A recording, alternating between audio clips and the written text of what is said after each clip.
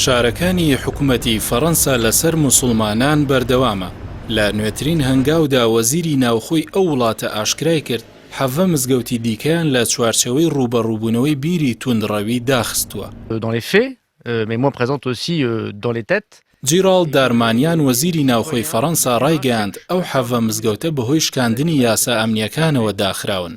بەڵام توێژەران و شیکەرەوان فشارەکانی فەڕەنسا بۆ سەر موسڵمانان بە پرسی جیاوازەوە دەبەستنەوە و پێیان وایە حکوومەتی ئەو وڵاتە بۆ شاردنەوەی چەند دۆسەیەک ئەو بابەتە بەکاردێنێت.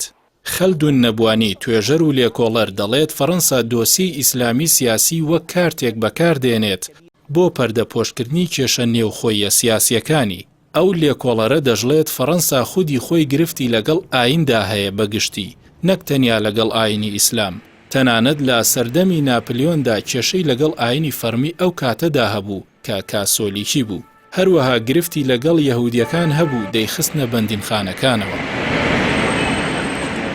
لە ئێستاشدا هەڵمەتێک هەیە بۆ دژایەتی ئیسلام لە فەڕەنسا بەڕێوە دەبرێت. موسڵمانان تۆمەتبار دەکرێن بە توند و تیژی. بەڵام لە ڕاستیدا ئەمە تەنیا بیانوویەکە بۆ شاردنەوە و پەردەپۆشکردنی گرفتە نێوخۆیەکانی ئەو وڵاتە. با تایبەت کە چەندین گروپ بۆ دژایەتیکردنی ئیسلام دروست کراون لە ناوخۆ و دەرەوەی فەڕەنسادا. ئەوەش بووەتە فشارێک بۆ سەر موسڵمانانی فەڕەنسا کە ڕۆژ لە دوای ڕۆژ گەشە دەکەن و ژمارەیان زیاد دەبێت. لەبارەی ڕەتکردنەوەی فێرکردنی موسڵمانان لەلایەن دەسەڵاتدارانی فەڕەنساوە فاتح سارکیر ئەمینداری گشتی ڕێکخراوی گورشی میلی دەڵێت لە فەڕەنسادا نزیکەی 2500 شوێنی پەرستش هەبووە لە دەیان ساڵی ڕابردوودا. ئەو دەڵێت ئێستا ئێمە لە سەردەمێکداین کە تێکەڵەیەک دروست کراوە لە نێوان تیرۆر و پەروەردە و فێرکردن لە جالیەی ئیسلامیدا.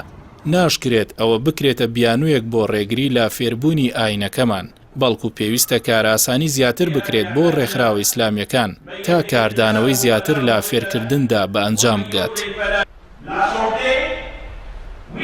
فەڕەنسا بە گەورەترین وڵاتی ئەوروپی ئەژمار دەکرێت لە ڕووی ژمارەی موسڵمانانەوە.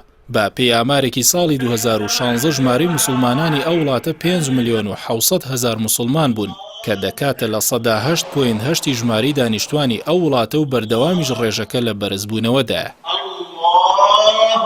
لەبارەی بیانووی ئەوەی ئەو قوتابخانانە سەرچاوەیەکن بۆ تیرۆر، لێکۆڵەرەوانی تایبەتمەند ئاماژە بەوە دەکەن لەو 2500 مزگەوتەی لە فەڕەنسادا هەن زۆرینەیان پەیوەندیان لە هێرشە تیرۆریستیەکانەوە نییە و نەبووە، بەڵکو ئەوەی لە واقعدا بوونی هەیە. تیرۆریستان بە تەنیا کار دەکەن.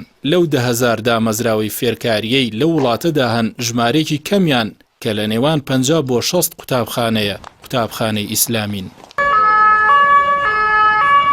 با پێی دوایین ئامارەکانی هێرش بۆ سەر موسڵمانانیش لە 53 هێرشەکان زیادی کردووە. ئەوەش دوودڵیەکی زۆری لێکەوتوتەوە و چاودێران پێیان وایە ئەوە ئەجەندایەکی سیاسی بەشێک لە بەرپرسانی لە پشتە. Dans cet islamisme radical, puisque c'est le cœur du sujet, abordons-le et nommons-le.